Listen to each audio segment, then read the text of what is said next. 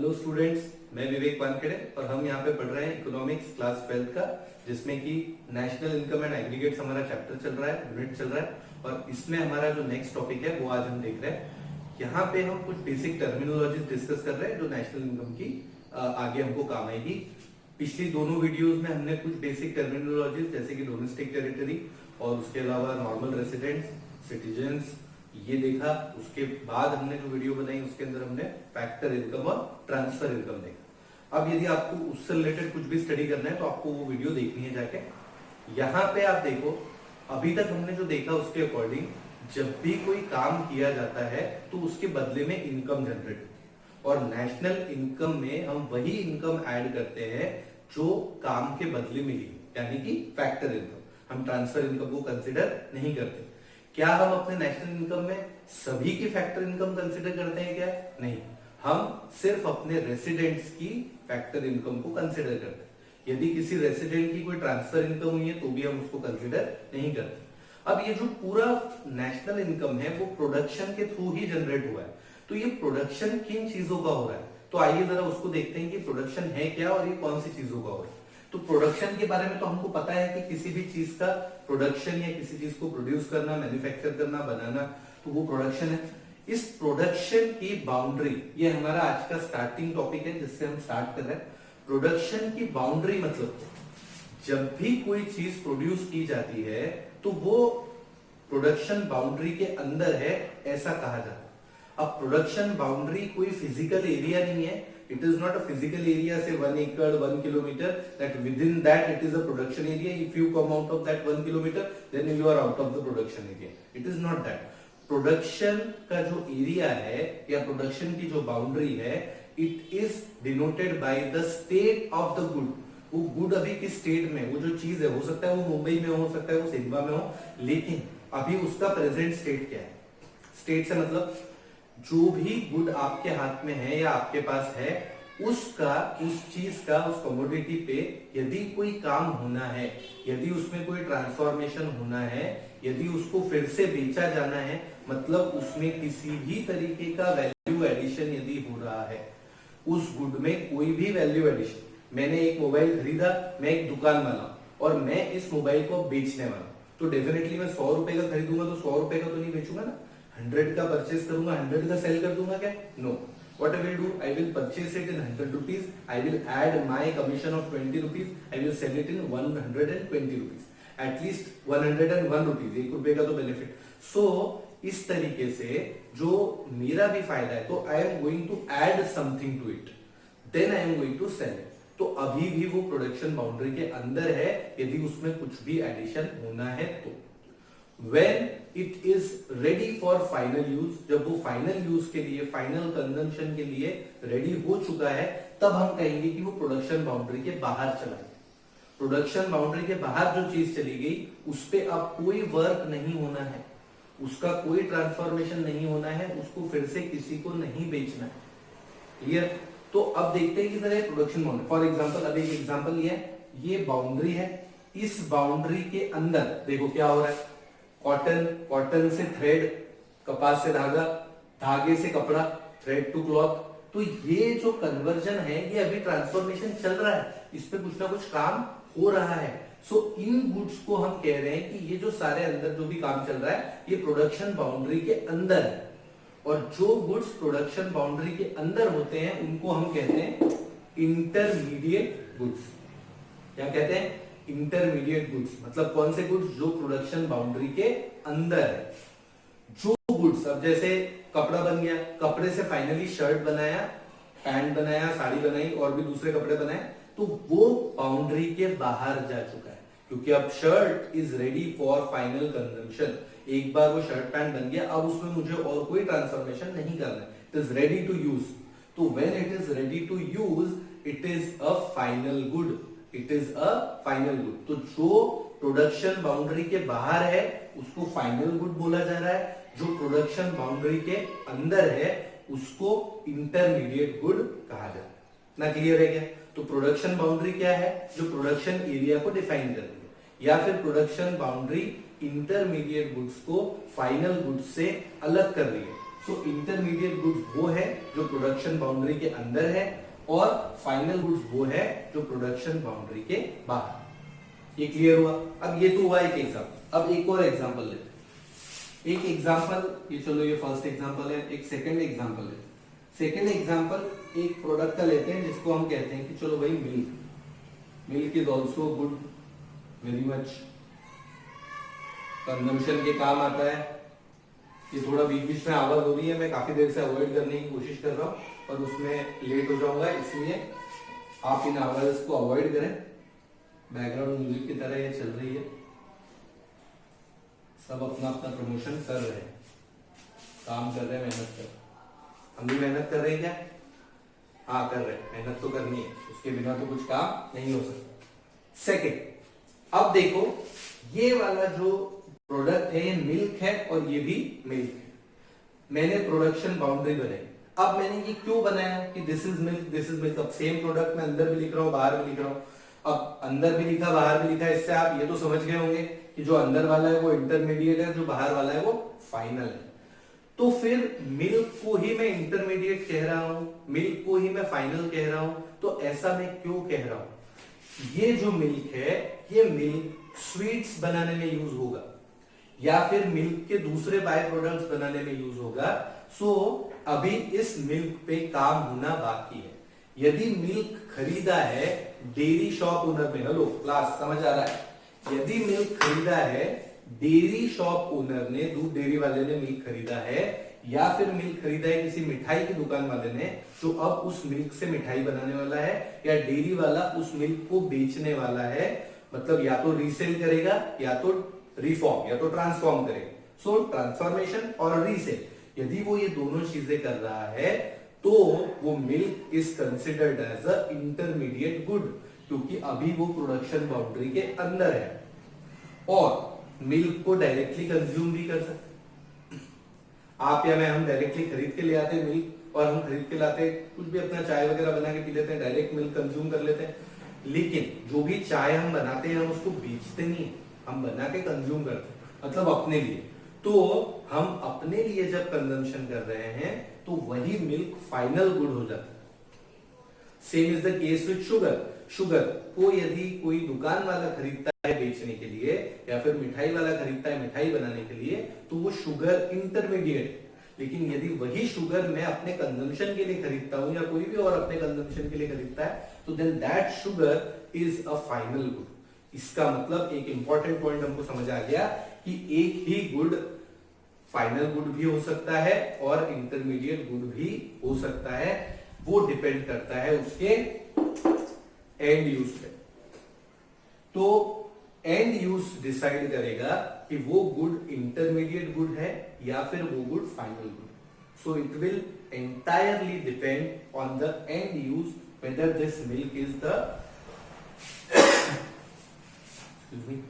whether this milk is a final good or whether this milk is a intermediate।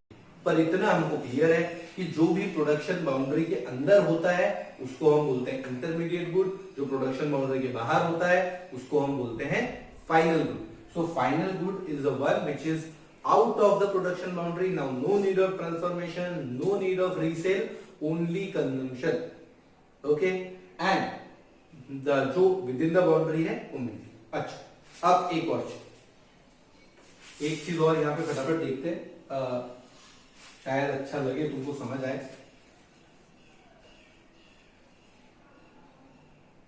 एक product है से कोई machine है, अरे ये इसी का ले लेते, सीविंग मशीन। सीविंग मशीन या मिठाई बनाने की स्वीट वाली मशीन। स्वीट वाली मशीन वो होते पेड़े बनाने की, वो दूध को फेंटते रहता है और पेड़े बनाता है। वाह वाह, पेड़े, क्या बात है। ओके, सो सीविंग मशीन या स्वीट वाली मशीन। ये सीविंग मशीन और स्वीट वाली मशीन ये प्रोडक्ट है, इसको मैं कहां रखूं? इसको इंटरमीडिएट में गुड में रखूं या फाइनल गुड में रखूं? आप बताओ। मशीन है, अब आप सोचोगे कि सर मशीन है मतलब इससे तो और कुछ बनाना है या तो फिर इसमें तो कुछ ट्रांसफॉर्मेशन होगा, तो फिर अब ट्रांसफॉर्मेशन होगा तो फिर मैं क्या करूं, इसको अंदर रखूं या बाहर रखूं। देखो ये सोचना है क्या, तो सोच के पॉज करके सोचो, क्योंकि मैं ज्यादा देर वेट नहीं कर सकता। या पॉज करके सोचो कि ये सीविंग मशीन है या ये स्वीट मशीन है, तो इसको मैं कहां कहां रखूं, मैं इसको अंदर रखूं या बाहर रखूं। तो ये बड़ा एक इंटरेस्टिंग सा चीज है कि ये स्विंग मशीन दिख रहा है क्या? हाँ दिख रहा है आराम से। ओके, सो ये जो सीविंग मशीन है, इस सीविंग मशीन और स्वीट मशीन को अब मैं आंसर दे रहा हूं। ओके, इसको आप अंदर भी रख सकते हैं और बाहर भी रख सकते हैं। बताओ कैसे? यदि मैं इस सीविंग मशीन को अंदर रखता हूं तो ये किस केस में रखूंगा, यदि कोई दुकान वाला वो मशीन को खरीद रहा है बेचने के लिए। सुई धागा पिक्चर देखिए ना, सुई धागा में वो काम करता है जिसके यहाँ पे वहां पे सिलाई की मशीन बेचते हैं, सीविंग मशीन। तो वो मशीन यदि बेचने के पर्पज से खरीदी जा रही है, so then they are the intermediate goods, क्योंकि उसका रीसेल होगा। उसमें ट्रांसफॉर्मेशन तो नहीं होगा लेकिन रीसेल तो होगा। तो क्योंकि रीसेल हो रहा है इसीलिए उसको मैं कहूंगा इंटरमीडिएट गुड। लेकिन यदि मैं इस मशीन को खरीद रहा हूं धागे से कपड़ा बनाने के लिए या कपड़ा सिलने के लिए, तो that machine is a final good, क्योंकि अब उसका डायरेक्टली कंजम्पशन हो रहा है, या फिर आप ये कहें कि इट इज अ इन्वेस्टमेंट। ये एक फाइनल इन्वेस्टमेंट है उस दुकान वाले की, जो मिठाई बना रहा है वो अपने कंजम्पशन के लिए फाइनली इन्वेस्टमेंट कर रहा है। वो मशीन खरीद के अब वो उससे मिठाई बनाएगा और बेचेगा, लेकिन मशीन किसी भी तरीके के ट्रांसफॉर्मेशन में जा रही है क्या? नहीं। मशीन तो जैसी थी भाई वो फाइनल हो चुकी है, उस पर अब और कोई एडिशनल काम नहीं होने वाला। सो ये जो मशीन है, चाहे वो स्वीपिंग मशीन हो, चाहे वो स्वीट मशीन हो, चाहे वो कोई भी मशीन हो, यदि उस मशीन को रीसेल किया जा रहा है या फिर उस मशीन में कुछ अपग्रेडेशन अभी बाकी है, तो फिर वो इंटरमीडिएट गुड। लेकिन यदि उसमें कोई भी चेंज नहीं हो रहा है और वो फाइनली प्रोडक्शन के काम आ रही है या किसी और गुड के, एक गुड को दूसरे गुड में, तो फिर वो कैसे कंसिडर होगी? फाइनल गुड की तरह, because it will be considered as a investment. Clear हुआ क्या? देखना एक बार फिर से देख के देखना आप इसको। तो यहाँ पे हमने तीनों एग्जांपल देख लिए कि सेम गुड भी हो सकता है, और इस गुड को यदि कोई मशीनरी वगैरह है तो उसको हम इन्वेस्टमेंट में कब रखेंगे और इंटरमीडिएट में कब रखेंगे। तो इससे हमको कुछ बेसिक चीजें क्लियर होगी, वो हम एक बार यहाँ पे नोट कर लेते हैं। क्या बेसिक बताओ? ओके, इससे हमको क्या बेसिक चीजें क्लियर हो गई? इससे हमको बेसिक कुछ चीजें क्लियर हो गई कि दो टाइप के गुड्स होते हैं। कौन से दो टाइप के गुड्स होते हैं? पहला गुड इधर ही लिखा था इसलिए लिख देते हैं intermediate. Okay, intermediate goods. Intermediate goods में क्या होगा? या तो उनका रीसेल हो रहा है या तो वो ट्रांसफॉर्म हो रहे हैं। मतलब यदि रीसेल हुआ या ट्रांसफॉर्मेशन हुआ तो फिर वो गुड इंटरमीडिएट गुड कहलाएगा। और एक और चीज इससे समझ में आ गई कि intermediate good is with in production boundary. ये प्रोडक्शन बाउंड्री के अंदर है। ठीक, इंटरमीडिएट। तो इसको इंटरमीडिएट गुड्स कब बोलेंगे?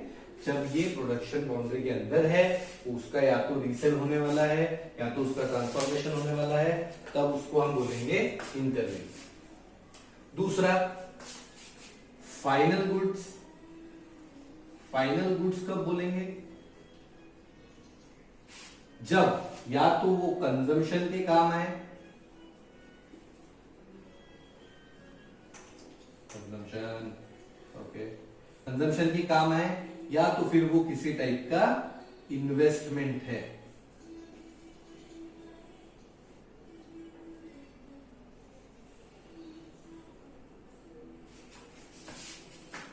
वो वाला, ठीक है।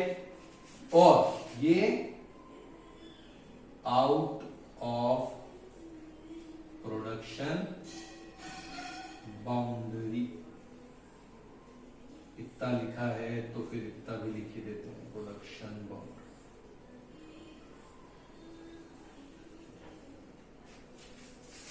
फाइनल गुड प्रोडक्शन बाउंड्री के बाहर है, ये प्रोडक्शन बाउंड्री के अंदर है, इसका रीसेलर ये हो, ठीक है।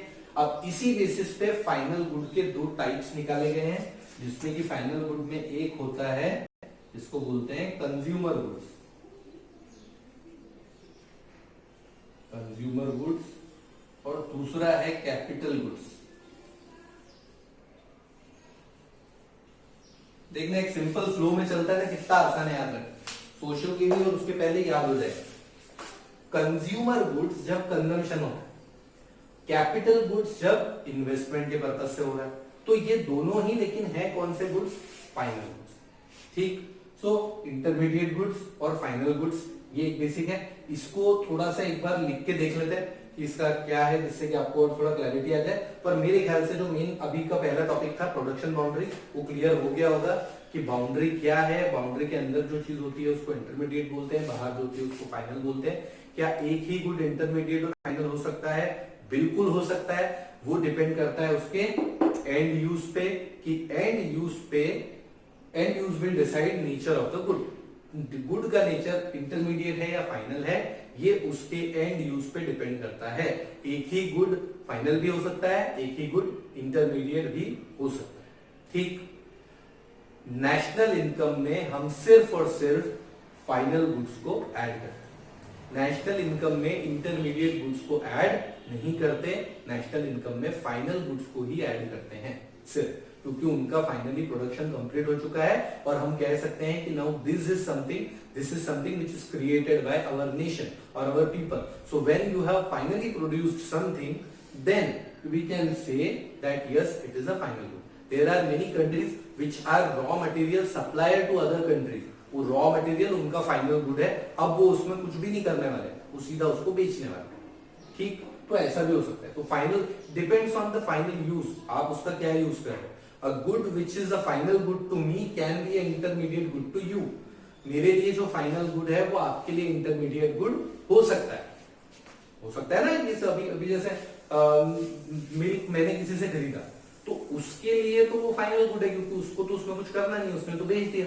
लेकिन मेरी स्वीट्स की शॉप है, अभी मुझे मिठाई बनानी है मिल्क से, तो मेरे लिए वो इंटरमीडिएट गुड हो गया। हो सकता है कि उसके लिए भी फाइनल गुड हो, मेरे लिए भी फाइनल गुड हो। लेकिन हम यहाँ पे उसका मेरा पढ़ रहे हैं, क्या हम यहाँ पे क्या पढ़ रहे हैं, मैक्रो इकोनॉमिक्स। देश के लिए उसको कैसे कंसिडर किया जाएगा। अब आप सोचो, यदि 40 रुपए का मिल्क है, 40 रुपीज का मिल्क, और उस 40 रुपीज के मिल्क को मिठाई में कन्वर्ट कर दिया, now that sweet is of से 200 रुपीज, मान लो 200 रुपए का है, तो वो 200 रुपए की जो मिठाई आपने बनाई है, तो that 200 rupees includes the cost of milk. ये तो पता है ना, क्या 200 रुपीज की स्वीट्स बनाई, उसमें 40 रुपीज का मिल्क था, तो 200 में 40 तो इंक्लूडेड है ना, 40 तो उसमें आ ही गया।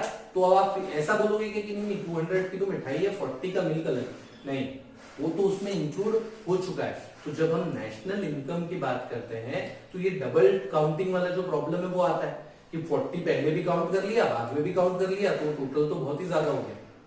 ऐसा नेशनल इनकम के साथ कंफ्यूजन नहीं होना है, इसीलिए वो क्या करते हैं, सिर्फ फाइनल गुड्स को ही ऐड करते हैं, क्योंकि फाइनल गुड्स की जो भी वैल्यू होगी उस वैल्यू में इंटरमीडिएट गुड्स का तो इंक्लूड हो ही जाएगा। इंटरमीडिएट गुड्स जितने के भी हैं वो खरीदे होंगे, उसी से फाइनल बना है ना। आपने जैसे आप शेरवानी खरीदने के लिए गए, तो शेरवानी खरीदने के लिए गए, आपने कपड़ा खरीदा, 3000 रुपए का कपड़ा खरीद लिया शेरवानी, अब बनाने वाला भी कुछ पैसा लेगा, फाइनली वो बना के वो शेरवानी से 12,000 की आपको पड़ी। तो अब आप क्या बोलोगे, 12,000 की तो शेरवानी पड़ी और 3,000 रुपए कपड़े के अंदर। आपने जब ये कहा कि मुझे शेरवानी 12,000 की पड़ी, इसका मतलब 9,000 रुपीज अलग होंगे, 3,000 रुपए उसमें इंक्लूडेड है, क्योंकि आपको फाइनली कितने की पड़ी। वैसे ही कोई कंपनी यदि शेरवानी बना रही है, तो कंपनी भी कपड़ा खरीद रही है और फिर शेरवानी बना रही है, तो कपड़े का कॉस्ट कवर नहीं करेगी। सो इसका मतलब ये है कि जो डबल काउंटिंग का प्रॉब्लम है वो ना हो, इसके लिए फाइनल गुड्स को ही कंसिडर किया जाता है। सो ये गुड्स वाला टॉपिक मेरे ख्याल से काफी हद तक माइंड में क्लियर है। कुछ पॉइंट्स हैं नेशनल इनकम वगैरह के, वो चीज वो एक बार लिख देते हैं, फटाफट उसको रीड कर लेते हैं, तो हमारी ये गुड्स वाला प्रॉब्लम सॉल्व हो। लेकिन वो जो पहले मैंने बनाया था और जो अभी बनाया है, इसको ध्यान रखना, एक बार उसका स्नैपशॉट लेके एक बार खुद भी रीड कर लेना, तो आपको समझ जल्दी आ जाए। ठीक,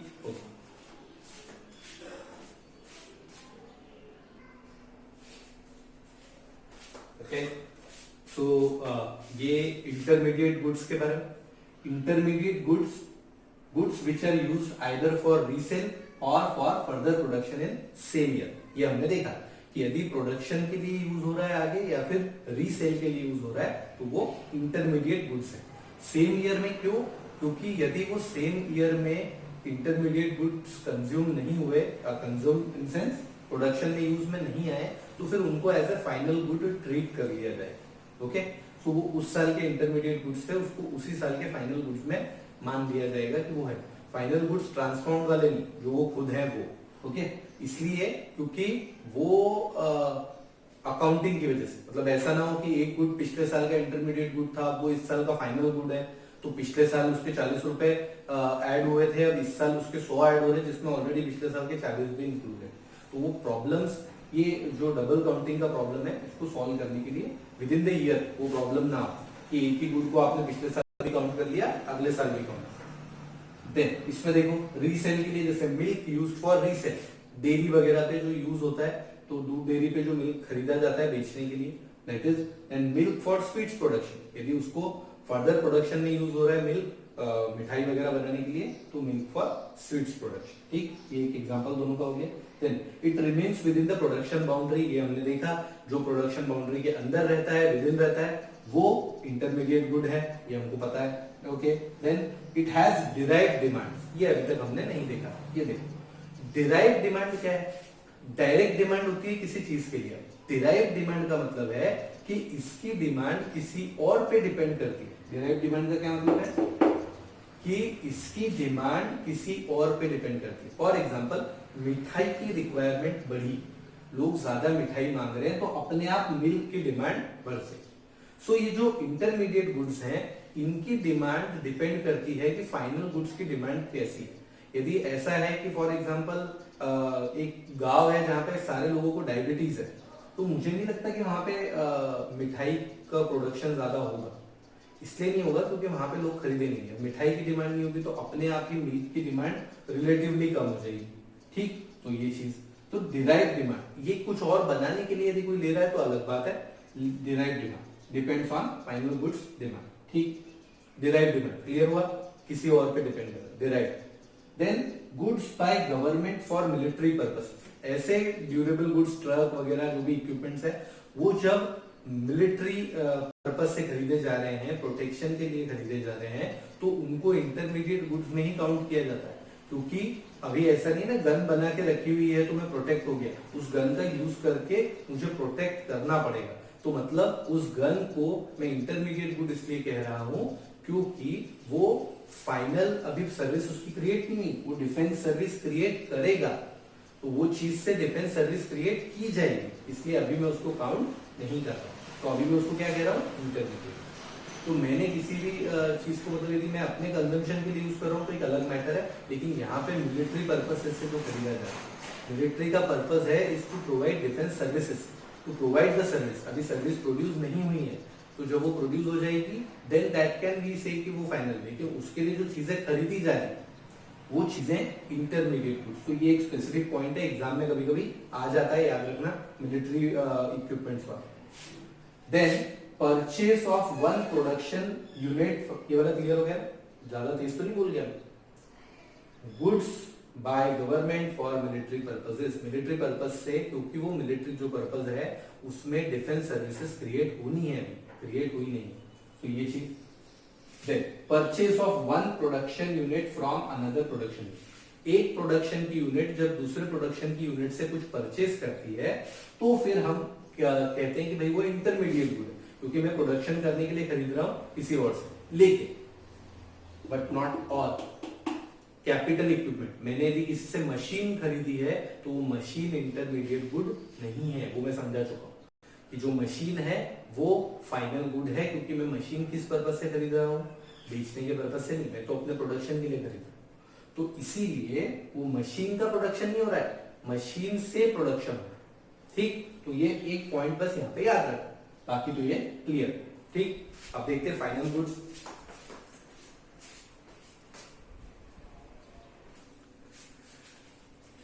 तो ये फाइनल गुड्स, फाइनल गुड्स में आप देखो goods which are used for consumption, जो कंजम्पशन के लिए फाइनल गुड्स है प्रोडक्शन बाउंड्री के बाहर वाले। ओके, तो goods which are used for consumption, जो कंजम्पशन के लिए यूज होते हैं वो, और एज इन्वेस्टमेंट और कैपिटल फॉर्मेशन, वो फाइनल गुड्स हैं क्योंकि वो बाउंड्री के बाहर आ चुके हैं। जैसे कि डायरेक्ट कंजम्पशन के लिए यूज हो रहा है या फिर कोई मशीन वगैरह है जिसमें आप कोई चेंजेस नहीं करने, जिसको आगे के प्रोडक्शन में यूज किया जा सकता है, वो as a investment final good रहे। ठीक, गुड्स परचेज बाय कंज्यूमर्स, जो कंज्यूमर्स खरीदते हैं वो कंजम्पशन के लिए, जो फर्म्स खरीदती है वो कैपिटल फॉर्मेशन या एज ए इन्वेस्टमेंट। मतलब किसी फर्म ने कोई गुड्स खरीदे, फॉर एग्जांपल स्कूल ने से बेंच खरीदी, फर्नीचर वगैरह, तो जो फर्नीचर वगैरह है it is a long term investment, it is kind of a capital formation for the school, so it will be considered as a final good for the school.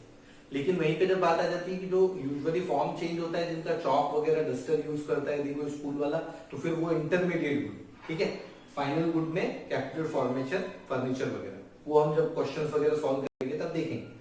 और यदि आप कहीं पे अटकते हैं, कोई डाउट आता है, तो आप कमेंट बॉक्स में डाल भी सकते हैं।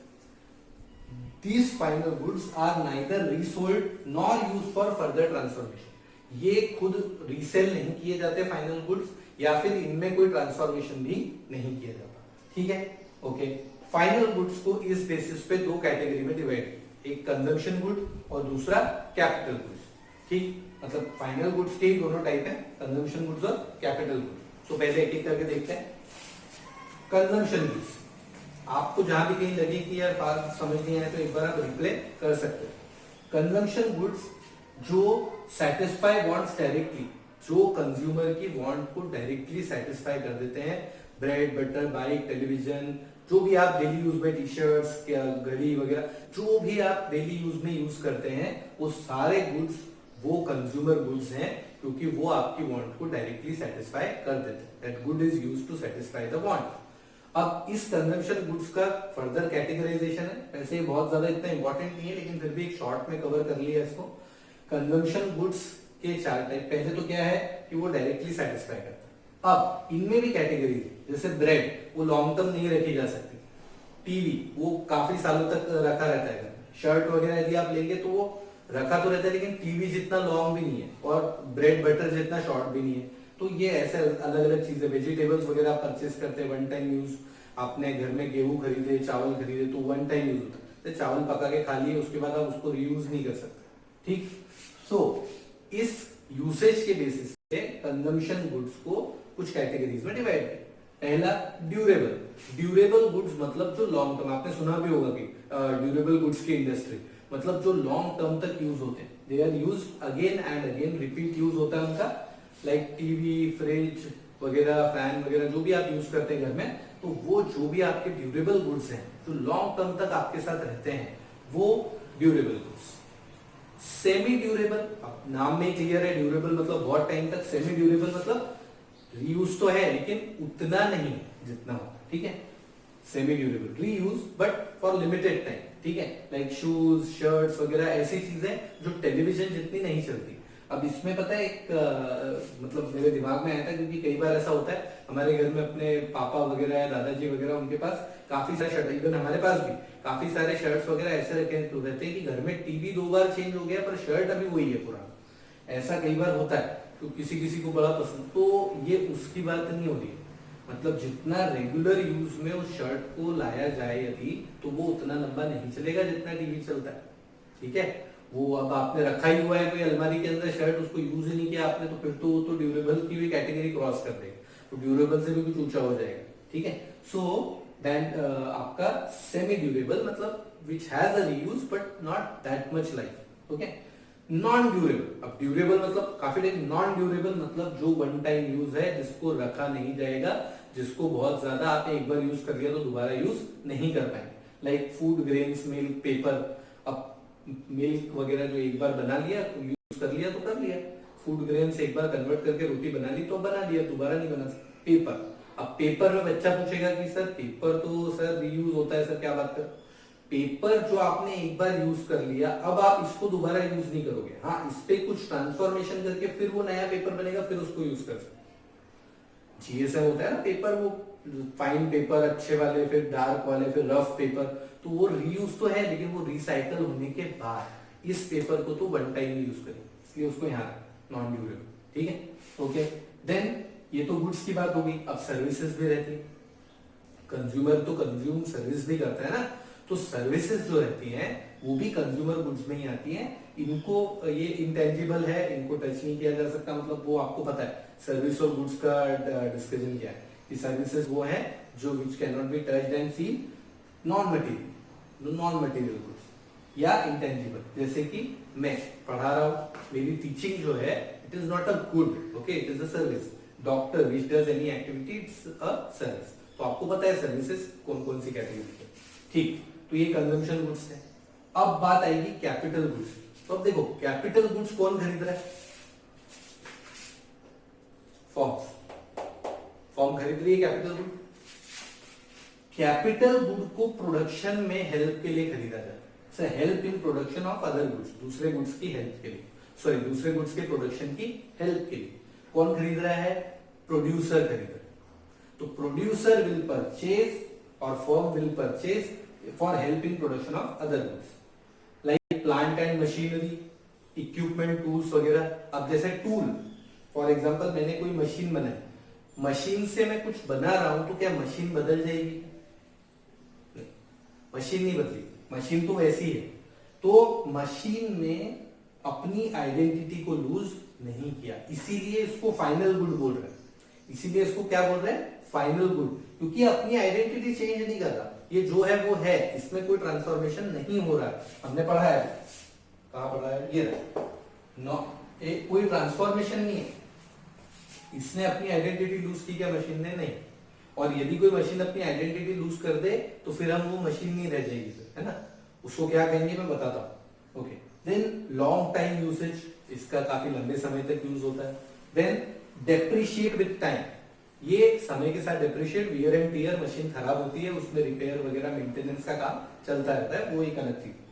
It has derived demand, machine की डिमांड कब पड़ेगी, जब फाइनल गुड की डिमांड होगी। हमने पढ़ा ना फाइनल गुड, देखो हमने क्या पढ़ा था, इंटरमीडिएट गुड, जब हम बात कर रहे थे तो भाई it has a derived demand. तो यहाँ पे ये जो एक कैरेक्टरिस्टिक्स है इसकी, ये है तो फाइनल गुड लेकिन इसकी डिमांड डिराइव्ड है।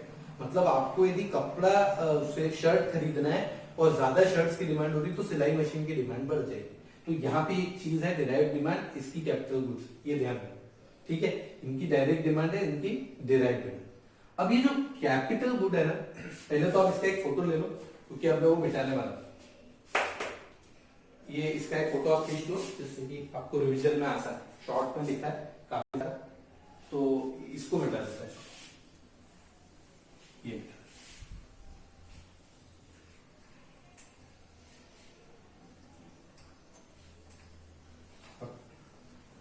क्लासरूम स्टाइल है तो क्लास में तो ऐसा पढ़ता है,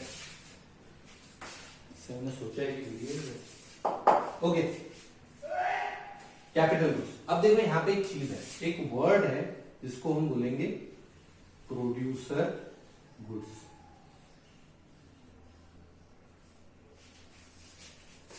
प्रोड्यूसर गुड दो टाइप, एक वन टाइम यूज वाला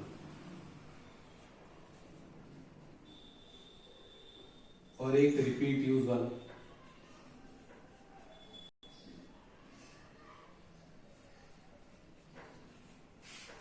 जो वन टाइम यूज वाला गुड है, वन टाइम यूज वाला जो गुड है उसको हम बोलते हैं रॉ मटेरियल। रॉ मटेरियल, ये रॉ मटेरियल भी प्रोडक्शन में यूज हो रहा है, लेकिन ये रॉ मटेरियल है इंटरमीडिएट गुड, क्योंकि इसको ट्रांसफॉर्म किया जा रहा है, is changing it's form from one two another, ये इंटरमीडिएट गुड है। और जो रिपीट यूज वाला है दोनों, वो है कैपिटल गुड।